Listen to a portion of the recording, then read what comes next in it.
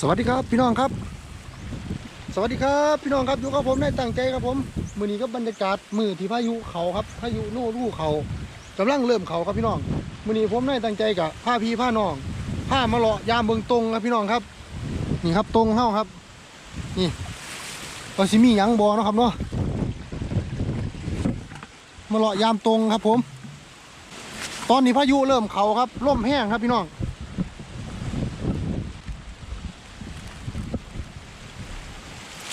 เดี๋ยวเขาย่อเบิ่งกันครับพี่น้องครับใส่ปลาไว้หลายมือแล้วครับ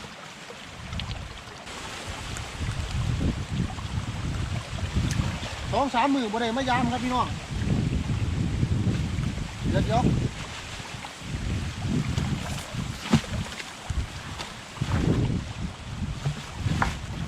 ยวเทเบิ่งก่อนครับเทเบิ่งก่อนครับ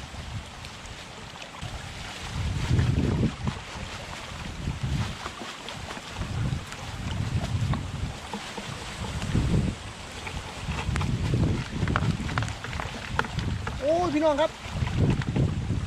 นี่ครับนี่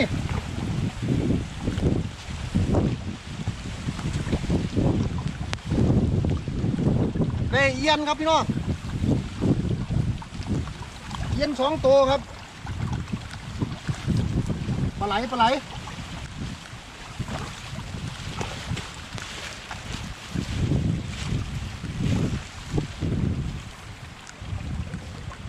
มุมหลายครับพี่น้องได้ปลาไหลได้ปลาคอหน่อยครับ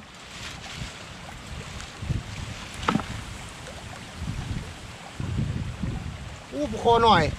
ได้เอียนได้ปลาคอหน่อยครับพี่น้องอย่างนี้เบิ้ง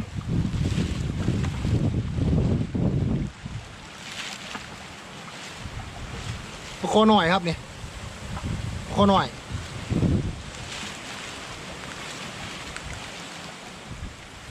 ปลาคอหน่อยแล้วก็มีเอียน2 ตัวครับพี่น้องบรรยากาศนี่ครับน้ำก็สิลงมาจากคุณละครับน้องสาลงมาจากน้องสาอะไรกันลงมาหน้านี่มันก็สิรวมลงมานี่นะครับเป็นน้ำถ่วงสุดท้ายครับผม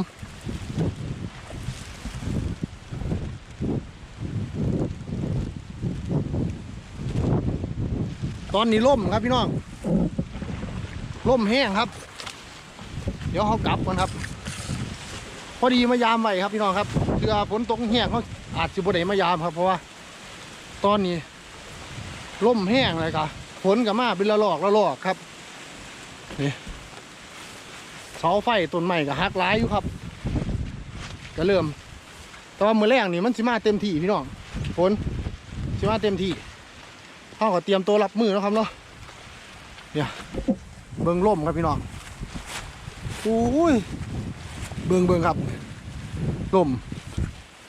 โอ้เบิ่งปลายยางครับต้นยางเห็นหักหลายต้นอยู่ครับ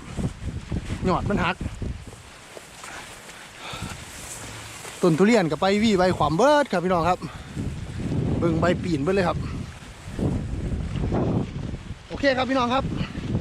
สำหรับวันนี้ผมได้ตั้งใจพาพี่พาน้องมายามตรงเนาะอย่าลืมกดไลค์กดแชร์กดติดตามให้ได้ตั้งใจนะครับผมสำหรับวันนี้ผมได้ตั้งใจลาไปก่อนครับสวัสดีครับ